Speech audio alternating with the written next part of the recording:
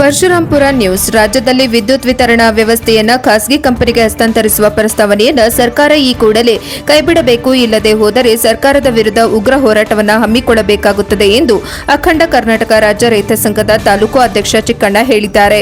ಚಳ್ಳಕೆರೆ ತಾಲೂಕು ಅಖಂಡ ಕರ್ನಾಟಕ ರೈತ ಸಂಘದ ವತಿಯಿಂದ ಸರ್ಕಾರ ವಿದ್ಯುತ್ ಖಾಸಗೀಕರಣಗೊಳಿಸುವುದನ್ನು ವಿರೋಧಿಸಿ ಪ್ರತಿಭಟನೆಯನ್ನ ನಡೆಸಿ ಪರಶುರಾಂಪುರ ಗ್ರಾಮದ ಬೆಸ್ಕಾಂ ಹಾಗೂ ನಾಡ ಕಚೇರಿಗೆ ತೆರಳಿ ಮನವಿ ಸಲ್ಲಿಸಿ ಮಾತನಾಡುತ್ತಾ, ರಾಜ್ಯದಲ್ಲಿ ಶತಮಾನಗಳಿಂದ ಸರ್ಕಾರಿ ಸ್ವಾಮ್ಯದಲ್ಲಿ ವಿದ್ಯುತ್ ಸರಬರಾಜು ವ್ಯವಸ್ಥೆ ಹಿಂದೆ ಆಡಳಿತಾತ್ಮಕ ದೃಷ್ಟಿಯಿಂದ ವಿಭಾಗವನ್ನಾಗಿಸಲಾಗಿತ್ತು.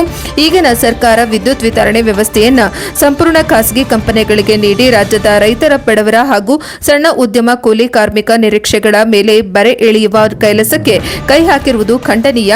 ಖಾಸಗಿ ಕಂಪನಿಗೆ ವಿದ್ಯುತ್ ವಿತರಣಾ ವ್ಯವಸ್ಥೆ ಹಸ್ತಾಂತರಿಸುವುದರಿಂದ ಪ್ರಸ್ತುತ ರಾಜ್ಯದಲ್ಲಿರುವ ಗೃಹ ಜ್ಯೋತಿ ಸ್ಥಗಿತಗೊಳಿಸಿ ವಿದ್ಯುತ್ ದರ ಏರಿಕೆ, ನೇಮಕಾತಿಯಲ್ಲಿ ಮೀಸಲಾತಿ ರದ್ದು, ಗ್ರಾಮಗಳು ಸಂಪೂರ್ಣ ನಿರ್ಲಕ್ಷ್ಯ ಹಾಗೂ ರೈತರ ಕೃಷಿ ಪಂಪ್ಸೆಟ್ಗಳಿಗೆ ಸಿಗುವ ಸಹಾಯಧನ, ಉಚಿತ ವಿದ್ಯುತ್ ನಿಲುಗಡೆಯಾಗುವ ಸಾಧ್ಯತೆ ಹೆಚ್ಚಿದೆ ಎಂದರು. ತಾಲೂಕು ಪ್ರಧಾನ ಕಾರ್ಯದರ್ಶಿ ಚೌಳೂರು ಎಚ್ ಪ್ರಕಾಶ್ ಮಾತನಾಡಿ, ವಿದ್ಯುತ್ ವಲಯ ಖಾಸಗೀಕರಣದಿಂದ ಸರ್ಕಾರದ ಜನ ಕಲ್ಯಾಣ ಯೋಜನೆ ಬಂದ್ ಆಗುವ ಜೊತೆಗೆ ಭವಿಷ್ಯದಲ್ಲಿ ರೈತರ ಹಾಗೂ ಜನಸಾಮಾನ್ಯರ ಉಚಿತ ಯೋಜನೆಗಳ ಮೇಲೆ ತೀವ್ರ ಪರಿಣಾಮ ಉಂಟಾಗಲಿದೆ. ಆದ್ದರಿಂದ ರೈತರ ಹಿತದೃಷ್ಟಿಯಿಂದ ವಿದ್ಯುತ್ ವಲಯವನ್ನು ಟಾಟಾ ಪವರ್ ಕಂಪನಿಗೆ ಪರವಾನಗಿ ನೀಡುವುದನ್ನು ಸಂಘಟನೆ ತೀವ್ರವಾಗಿ ವಿರೋಧಿಸುತ್ತಿದೆ. ಮುಖ್ಯಮಂತ್ರಿಗಳು ಈ ಕ್ರಮವನ್ನು ಮೊದಲು ಕೈಬಿಟ್ಟು ರೈತರ ಹಿತ ಕಾಪಾಡಬೇಕು, ಇಲ್ಲದೆ ಹೋದರೆ ರಾಜ್ಯಾದ್ಯಂತ ಉಗ್ರ ಹೋರಾಟ ಹಮ್ಮಿಕೊಳ್ಳಬೇಕಾಗುತ್ತದೆ ಎಂದು ಸರ್ಕಾರವನ್ನು ಎಚ್ಚರಿಸಿದರು. ಹೋಬಳಿ ಅಧ್ಯಕ್ಷ ನವೀನ್ ಗೌಡ ಮಾತನಾಡಿ, ಈಗಾಗಲೇ ಸರ್ಕಾರದ ಅಧೀನ ವಿದ್ಯುತ್ ವಿತರಣಾ ಕಂಪನಿಗಳು ಹಾಗೂ ಅಧಿಕಾರಿಗಳು ಸರ್ಕಾರದಿಂದ ನೀಡಲಾಗುತ್ತಿರುವ ಸೌಲಭ್ಯಗಳನ್ನು ರೈತರಿಗೆ ಹಾಗೂ ಜನಸಾಮಾನ್ಯರಿಗೆ ಒದಗಿಸುತ್ತಾ ಬಂದಿದ್ದಾರೆ. ಇದೇ ರೀತಿ ಮುಂದೆಯೂ ಮುಂದುವರಿಯಬೇಕು ಎಂದರು. ಇದೇ ವೇಳೆ ಗ್ರಾಮದ ಮುಖ್ಯ ವೃತ್ತದಲ್ಲಿ ರೈತ ಮುಖಂಡರು ಮಾನವ ಸರಪಳಿ ರಚಿಸಿ ಸರ್ಕಾರದ ವಿರುದ್ಧ ಘೋಷಣೆ ಕೂಗುತ್ತಾ ಇಲ್ಲಿನ ನಾಡ ಕಚೇರಿ ಹಾಗೂ ಬೆಸ್ಕಾಂ ಅಧಿಕಾರಿಗಳಿಗೆ ಮನವಿಯನ್ನ ಸಲ್ಲಿಸಿದರು. ಈ ಸಂದರ್ಭದಲ್ಲಿ ರೈತ ಸಂಘದ ಮುಖಂಡರಾದ ಭಾಷಾ ಸಾಬ್, ಜಂಪಣ್ಣ, ಹನುಮಂತರಾಯ, ರಜಾಕ್ ಸಾಬ್, ಕೊಂಡ್ಲಿ, ಪರಮೇಶ್ವರ್, ಟ್ರಾಕ್ಟರ್ ತಿಮ್ಮಣ್ಣ, ಅಣ್ಣಪ್ಪ, ರಮೇಶ್, ರಾಜಣ್ಣ, ಶಂತನಗೌಡ, ಮುದ್ದಣ್ಣ, ಮಂಜಣ್ಣ, ರಂಗಸ್ವಾಮಿ, ನವೀನ್ ಗೌಡ, ರಾಮಚಂದ್ರಪ್ಪ, ಕುಸುಮಗಿರಿ, ನರಸಿಂಹಮೂರ್ತಿ, ಹಾಲ ರಮೇಶ್ ಮುಂತಾದವರು ಇದ್ದರು. ವರದಿ ಮಂಜುನಾಥ್ ಜೆ, ಪ್ರಜಾಪವ ಟಿವಿ, ಪರಶುರಾಂಪುರ. ಈಗ 4 ಸಂಸ್ಥೆಗಳಿಗೂ ಒಬ್ಬೊಬ್ಬ MD ಇದ್ದಾರೆ. ನಾನು ಸ್ವಲ್ಪ ವಿಷಯ ದೀರ್ಘವಾಗಿ ಹೇಳ್ತೀನಿ. ಈಗ 4 ಕಂಪ್ನಿಯಿಂದ ಏನೋ ರೈತರಿಗೆ ವಿದ್ಯುತ್ ಸರಬರಾಜು 4 ಗಂಟೆನೋ 3 ಗಂಟೆನೋ ನಾವು ಗಲಾಟೆ ಮಾಡಿರ್ತೀವಿ, 8 ಗಂಟೆನೋ ಹೆಂಗೋ 4 ಸಂಸ್ಥೆಗಳು ನಡ್ಕೊಂಡ್ಬರ್ತವೆ. ಅದಕ್ಕೆ ಮುಖ್ಯವಾಗಿ KEB ಪ್ರಧಾನ ಕಚೇರಿ ಕಾವೇರಿ ಭವನ ಬೆಂಗಳೂರು ಇಷ್ಟಿದ್ದು ಈ ವಿದ್ಯುತ್ ಸರಬರಾಜಿನಲ್ಲಿ ಏನೆಲ್ಲ ತೊಂದರೆ ತಾಪತ್ರಯಗಳಾಗ್ತವೆ ಅಂತ ನೀವೆಲ್ಲ ಬುದ್ಧಿವಂತರು ಯೋಚನೆ ಮಾಡಿ, ಇದು ಒಬ್ಬ ಖಾಸಗೀಕರಣ ಆಗಿದ್ದಂಥ ಟಾಟಾ ಕಂಪ್ನಿ ಮಾಡಕ್ಕೆ ಸಾಧ್ಯವಾ? ಈಗ ನಮ್ಮಲ್ಲಿ 4 ಕಂಪ್ನಿ ಇದೆ, ಅದ್ರ ಮೇಲ್ಪಟ್ಟಿ KEB ಇದೆ. ಇವರು ಸುಮಾರು 70,000 ಎಂಪ್ಲಾಯೀಸ್ ಇದ್ದಾರೆ. ಎಷ್ಟು ಹೇಳಿ? 70,000, including chief engineer, executive engineer, superintendent engineer, assistant engineer, section officer. ಇದೇ ಒಂದು ವ್ಯವಸ್ಥೆ 70,000 ಜನ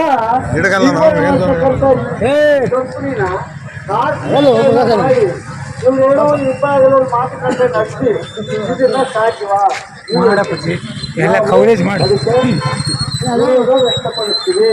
ಯಾವುದೇ ಕಾರಣಕ್ಕೂ ಕೂಡ ಖಾಸಗೀಕರಣ ಮಾಡಿ ಅಳವಡಿಸಿದರೆ ನಾವು ಲಕ್ಷಾಂತರ ಜನ ಜೈಲಿಗೆ ಹೋದ್ರು ಪರವಾಗಿಲ್ಲ, ಅದನ್ನೆಲ್ಲ ಕಿತ್ತಾಕಲ್ಲ. ನಮ್ಮಲ್ಲೇ ಸಾಕು, ನಮ್ಮ ಭಾಗದಲ್ಲಿ ಇರ್ತಕ್ಕಂಥ ರೈತರಿಗೆಲ್ಲ ಸಾಕು. ನಮ್ಗೆ ಸಿಬ್ಬಂದಿ ಬೇಡ, ಯಾರು ಬೇಡ.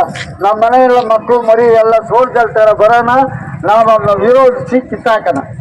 ಇನ್ನು ಬಿಡದಿ ಬಗ್ಗೆ ನಮ್ಮ ಪ್ರಧಾನ ಕಾರ್ಯದರ್ಶಿ ಪ್ರಕಾಶ್ ಅವರು ಪ್ರಸ್ತಾಪ ಮಾಡಿದರು.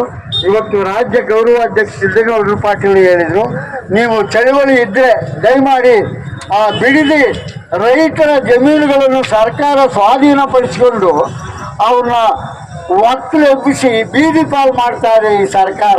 ಅದಕ್ಕೆ ನೀವು ವಿರೋಧ ವ್ಯಕ್ತಪಡಿಸಿ ನಾನು ಸಿದ್ದಗೌಡರು ಪಾಟೀಲರು ಕೂಡ ಸ್ಟೇಟ್ಮೆಂಟ್ ಕೊಡ್ತೀನಿ ಅಂತ ಕೂಡ ಹೇಳಿದ್ದೇನೆ. ಇದು ಯಾವ ನ್ಯಾಯ? ಈಗ ಚಿಕ್ಕಬಳ್ಳಾಪುರದಿಂದ ಒಂದು 365 ದಿವಸ 1 ವರ್ಷಗಳ ಕಾಲ ಹೋರಾಟ ಮಾಡಿದ್ರಿ. ಏನು? ರೈತರ ಜಮೀನುಗಳ ಭೂ ಸ್ವಾಧೀನ ಮಾಡೋದು ಬೇಡ ಅಂದ್ರೆ ಅದರಲ್ಲಿ ತರಕಾರಿ ಬೆಳೀತಾರೆ, ನಾವು ತಿನ್ನೋ ಆಹಾರ ಬೆಳಿತೀವಿ, ಸಿರಿಧಾನ್ಯಗಳು ಬೆಳಿತೀವಿ, ಮತ್ತು ವಾಣಿಜ್ಯ ಬೆಳೆಗಳು ದ್ರಾಕ್ಷಿ, ಗೋಡಂಬಿ ಎಲ್ಲ ಬೆಳಿತಾನೆ ಆ ಜಮೀನು. ನಾನು ನಿಮ್ಮ ಹತ್ರ ಒಂದು ವಿಷಯ ಹಂಚ್ಕೊಂತೀನಿ. ನಾನು ಕೈಗಾರಿಕೆ ಇಲಾಖೆಯಲ್ಲಿ ದೊಡ್ಡ ಹುದ್ದೆನಲ್ಲಿದ್ದೆ, ಅಡಿಷನಲ್ ಡೈರೆಕ್ಟರ್, ಜಂಟಿ ನಿರ್ದೇಶಕರಾಗಿದ್ದೆ. ನಾವು ಭೂ ಸ್ವಾಧೀನ ಮಾಡಿದ್ದೀವಿ, ನಾನು ಮಾಡಿದ್ದೀನಿ ಸ್ವಂತವಾಗಿ. ಈ ಪಾವಗಡ, ಕುಡುಬುಕುಂಟೆ, ಉಳ್ಳಾರ್ತಿ ಕಾವಲು, ಪುರಾಪುರ ಮತ್ತು ಬೊಮ್ಮಸಂದ್ರ ರೋಡ್, ಇದೇ ಊರಲ್ಲಿ ಚಿತ್ರದುರ್ಗ ಜಿಲ್ಲೆಗೆ 500 ಎಕರೆ ಜಮೀನು ತಗೊಂಡಿದ್ದೆ. ನಾನು ಯಾವ ರೈತರ ಜಮೀನು ಅರ್ಧ ಎಕರೆ ತಗೊಂಡಿಲ್ಲ. ಇದನ್ನು ಅರ್ಥ ಮಾಡಿಕೊಳ್ಳಿ. ಈಗ ಸರ್ಕಾರಕ್ಕೆ ಬೇಕಾದಷ್ಟು ಮಾನದಂಡಗಳಿವೆ. ಭೂಮಿ ಲಕ್ಷಾಂತರ ಎಕರೆ ಇದೆ. ಗೋಮಾಳ, ಸರ್ಕಾರಿ ಭೂಮಿ, ಪಾಳು ಭೂಮಿ, ಅದನ್ನು ಮಾಡಿ, ಅದರ ಕೈಗಾರಿಕೆ ಮಾಡಿ. ಈ ಬೆಳೆಯ ತರಕಾರಿ ಬೆಳೆದಾಗ, ವಾಣಿಜ್ಯ ಬೆಳೆಗಳು ಬೆಳೆದಾಗ, ದ್ರಾಕ್ಷಿ ಬೆಳೆಗಳು ಯಾಕೆ ಬೇಕು ನಿಮ್ಗೆ ಆ ಜಮೀನು? ಅಂದರೆ ಆ ಜಮೀನುಗಳು ಬೆಂಗಳೂರಿಗೆ ಹೊಂದ್ಕೊಂಡಿದೆ, ಬೇಕಾದಷ್ಟು ದುಡ್ಡು ಮಾಡ್ಬೋದು, ಸೈಟ್ ಹಂಚ್ಕೊಂಡಿರ್ಬೋದು, ಕೈಗಾರಿಕೆ ಇರ್ಬೋದು, ಮತ್ತೊಂದು ಇರ್ಬೋದು. ಸರ್ಕಾರಕ್ಕೆ ಭೂಮಿ ಬಂದರೆ ಆ ದುಡ್ಡು ರೈತನಿಗೆ 1% ಕೊಡ್ತಾರೆ. ಯಾವುದು? ಗೈಡೆನ್ಸ್ ವ್ಯಾಲ್ಯೂ ಅಂತ ಇರ್ತದೆ. ಆ ಗೈಡೆನ್ಸ್ ವ್ಯಾಲ್ಯೂ ತಗೊಂಡು ಏನು ಮಾಡ್ತಾರೆ ನಮ್ಮ ಹುಡುಗರು?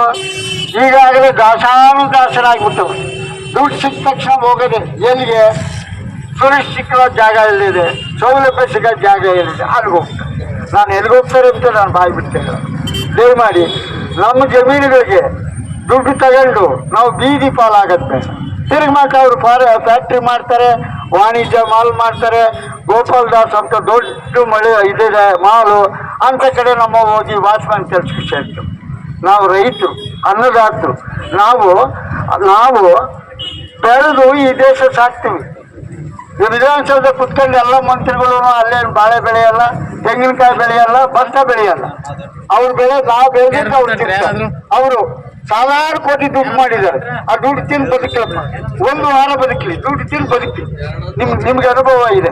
ನಾವು ಬೆಳೆನ ಎಲ್ಲ ವಾಣಿಜ್ಯ ವರ್ಗದವರು, ಶ್ರೀಮಂತರು, ಈ ಖಾಸಗೀಕರಣ ಮಾಡ್ತಾರಲ್ಲ ಟಾಟಾ ಕಂಪ್ನಿಯವರು, ಅವರು ಕೂಡ ಅವರೇನು ವ್ಯವಸಾಯ ಮಾಡಲ್ಲ. ನಾವು ಬೆಳೆದಿದ್ದು ಅವರು ತಿನ್ನೋದು.